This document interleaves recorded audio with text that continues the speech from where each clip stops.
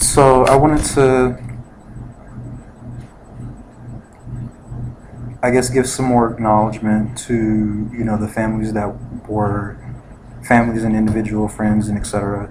that were affected by this tragedy. I wanted to, I guess, clarify my feelings and perspective on the matter.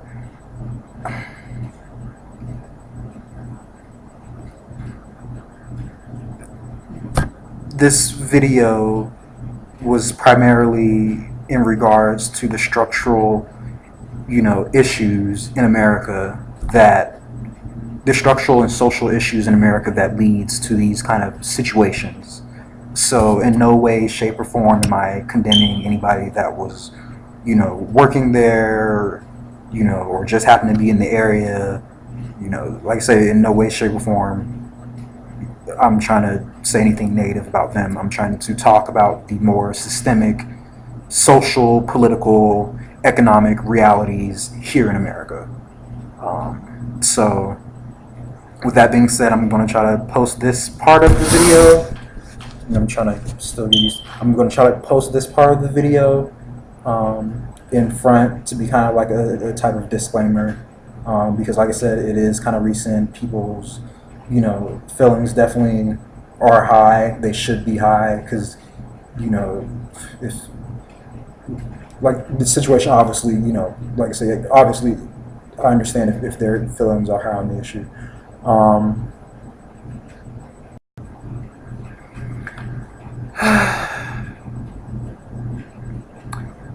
I think for Love Hurts, that should be my intro, just a big sigh. Because, I mean, basically the concept of Love Hurts is obviously something that you would probably want to just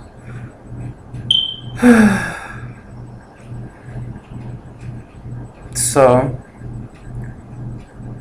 here on Love Hurts, I'm going to start off by saying I know things are kind of recent, but I think it's becoming an obvious trend, which is why I'm going to go ahead and talk about it now. So a little backstory about me in relation to this. I actually was really seriously considering leaving America to go to Canada.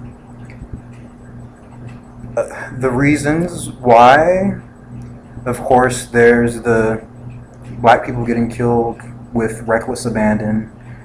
There's the increasing poverty.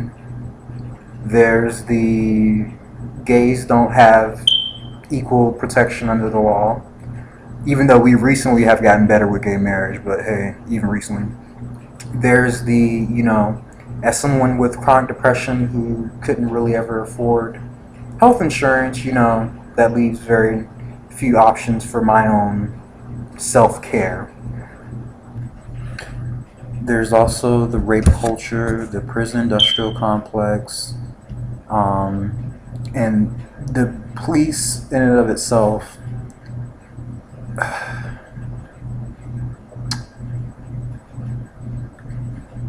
I'm going to save a whole video for that because that's a whole discussion in and of itself. Not even in regards to, black people specifically, just the police in general. Because did y'all see that videotape where the guy got attacked by like 10, 20 officers and the helicopter just filmed it? It looked like rabid dogs trying to fight over the last piece of meat. It was quite disturbing. So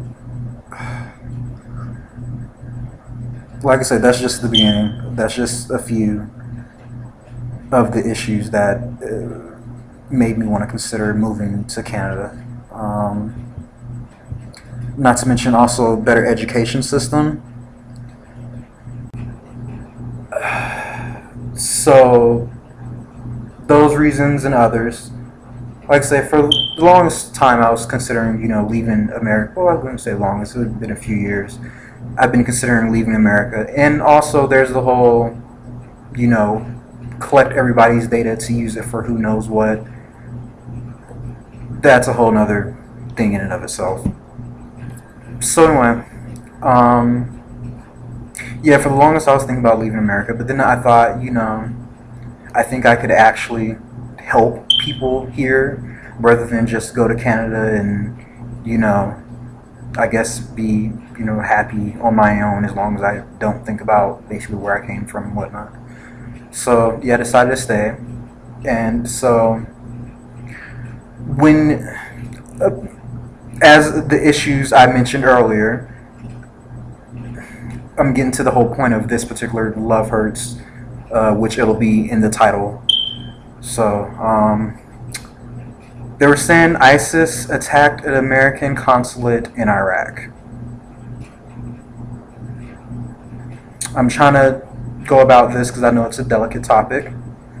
Um, I know there's a lot of passion on all sides of the issue, but honestly, I'm going to speak to America because that's where I was born and raised. So, I can only talk about, my experiences, my history, and what I know. Um, you can't, well, I guess you can't, well, it's unreasonable, which is what I'm saying. You can't go around making people crippling poor, kill them, whether you think it's justified or not. Still, you're kind of killing them in asymmetric warfare, and then be surprised when they attack you back. Like I said, I know it's a delicate topic, so I'm trying to, handle it delicately. But if you really, want peace, you have to start by at least giving people, a means to actually get their frustrations out in a constructive manner. And also, you have to allow them to, you have to stop oppressing them. And I know a lot of times people don't see it as oppression because from their perspective, they're just making sure they have their ends met, which a lot of times mean making sure other people aren't as powerful, because it's a whole, in order to be powerful, some people have to be powerless. And so that's a part of the whole, crippling poverty issue. And so setting up a government to meet, America's national security interest or national interests or whatever isn't really a means for them to get their frustration out in a constructive manner, especially when, like I say, the reckless collection of data now basically anytime they use anything from anywhere, they have to consider who in the world, Russia, America, China, Brazil, maybe Venezuela, I don't know. Like I say, whoever in the world might be using or manipulating them or their technology, et cetera, et cetera.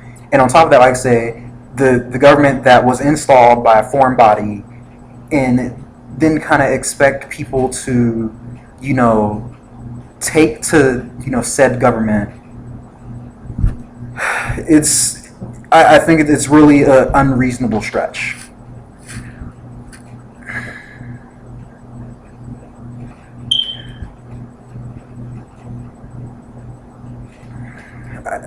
I want to offer my condolences to all the people that did die in, or were hurt in this tragic event.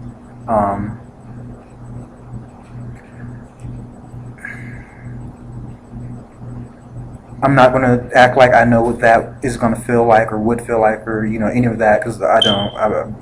All I can say is, I'm offering my condolences. It's sad that we are still kind of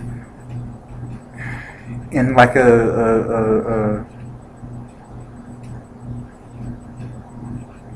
a loop when it comes to, relations in the Middle East, at least from, my short time understanding and paying attention to politics, because, I'm only but so old.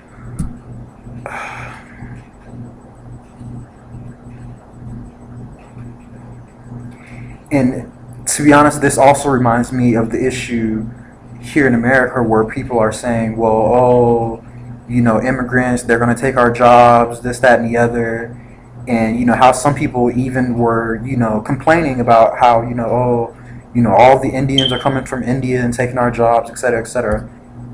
Well, like I said, again, it goes back to the whole crippling poverty thing. You can't, you know, go to these places in South America, India, Middle East, Africa, et cetera, and make them so poor, via whatever means, whether it was warfare or, tariffs, taxes, levies, blockades, whatever,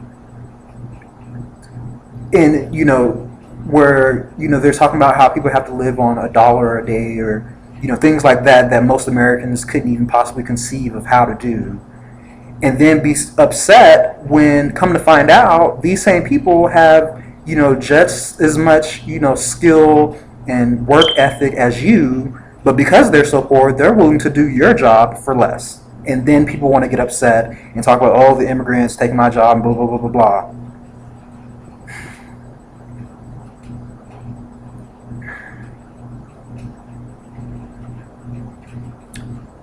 I think that might be it for Love Hurts.